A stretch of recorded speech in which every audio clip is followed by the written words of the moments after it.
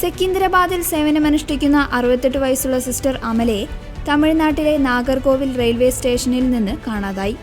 അവധിക്കാലം ആഘോഷിക്കാൻ സ്വന്തം നാട്ടിലെത്തിയ സിസ്റ്റർ മെയ് 25-ന് നാഗർകോവിൽ സ്റ്റേഷനിൽ ഇറങ്ങിയതായാണ് വിവരം. Missionary sisters of the immaculate എന്ന സന്യാസിനി സമൂഹാംഗമാണ് സിസ്റ്റർ അമല. 5 ദിവസമായിട്ടും സിസ്റ്ററെക്കുറിച്ച് യാതൊരു വിവരവും ലഭിക്കാത്തതിനെ തുടർന്ന് മിഷണറി സിസ്റ്റേഴ്സ് ഓഫ് ഇമാക്കുലേറ്റ് അധികൃതർ പോലീസിൽ പരാതി നൽകി. തെലങ്കാനയിലെ സെക്കന്ദരാബാദിൽ സേവനമനുഷ്ഠിക്കുന്ന സിസ്റ്റർ അമല അവധിക്കാലം ചെലവഴിക്കാൻ തമിഴ്നാട്ടിലെ പൂന്തോപ്പിലുള്ള സ്വന്തം സഹോദരിയുടെ അടുത്തെത്തിയതായിരുന്നു. മെയ് 30-ന് മറ്റ് കന്യാസ്ത്രീമാർക്കൊപ്പം സെക്കന്ദരാബാദിലേക്ക് മടങ്ങാനായിരുന്നു നേരത്തെ നിശ്ചയിച്ചിരുന്നത്.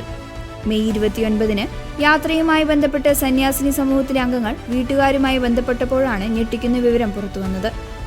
സഹോദരിമാർ തമ്മിലുണ്ടായ ചെറിയ പിണക്കത്തെ തുടർന്ന് താൻ നേരത്തെ മടങ്ങുകയാണെന്ന് സിസ്റ്റർ അമല വാശി പിടിച്ചതായും തുടർന്ന് മെയ് 25-ന് തന്നെ മൂത്ത സഹോദരി സിസ്റ്ററെ നാഗർകോവിൽ റെയിൽവേ സ്റ്റേഷനിൽ കൊണ്ടുപോയി വിട്ടതായും കുടുംബം അറിയിച്ചു.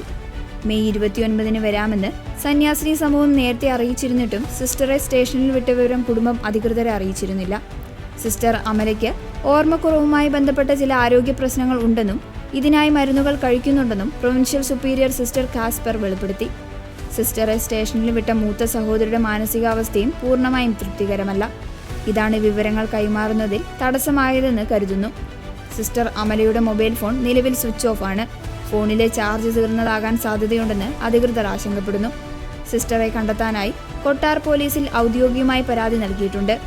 റെയിൽവേ സ്റ്റേഷനിലെ CCTV ദൃശ്യങ്ങൾ പോലീസ് പരിശോധിച്ചു വരികയാണ്. സിസ്റ്റർ അമലയെ എത്രയും വേഗം സുരക്ഷിതമായി കണ്ടെത്താൻ എല്ലാവരും പ്രാർത്ഥിക്കണമെന്ന് പ്രൊവിൻഷ്യൽ സുപ്പീരിയർ അഭ്യർത്ഥിച്ചു.